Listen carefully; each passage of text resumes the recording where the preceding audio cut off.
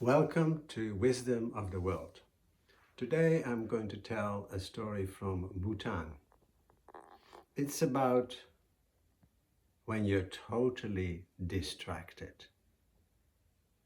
The story is called The King's Hairs, and it goes like this. Some time ago, from 1988 to 1995, I worked in Bhutan. I worked as a director of a Dutch NGO which worked in agriculture, energy and water. Now in those days it was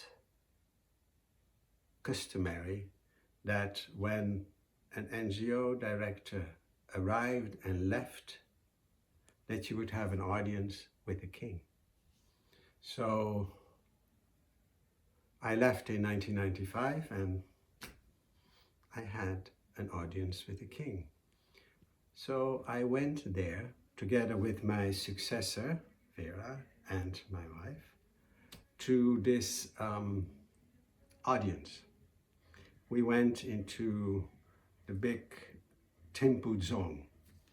A dzong is a beautiful castle-like structure which houses both the clerical administration as well as the political administration, and the king had a working room there.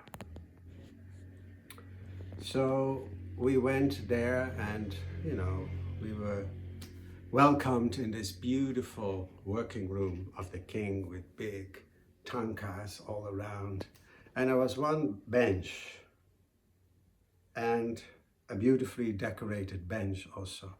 And the king would sit, like this, turned like this, and we, the three of us, would sit like this. I was sitting next to the king, and then Vera, and then my wife. And so we had our talk, very interesting talk. The king is extremely well read and you can talk about anything, including politics. So we had a great talk, and which lasted for about half an hour or 40 minutes. But both my successor Vera and my wife didn't say a word. So we said goodbyes and the king gave me a nice farewell present, a tanka. And we left. And we walked away from the dzong. And I said to my successor, Vera, you are quite talkative normally, but this whole session we had with the king, you didn't say a word. Why was that? And she said, well, didn't you see his hairs? And I said, what hairs? And she said, well, the hairs, his crotch hairs.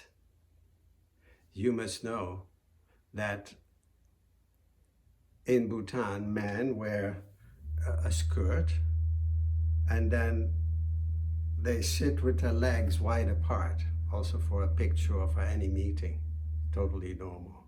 So the king also sat with his picture, with his legs apart. And Vera said, every time I was aware of this, every time I started to look at his eyes, and then slowly my eyes would sink down and would just look at that hair.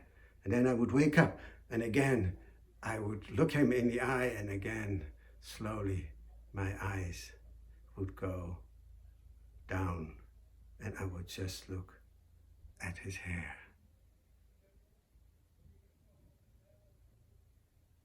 If you have any comments on this story or suggestions for another one, I'm happy to hear them. Thank you.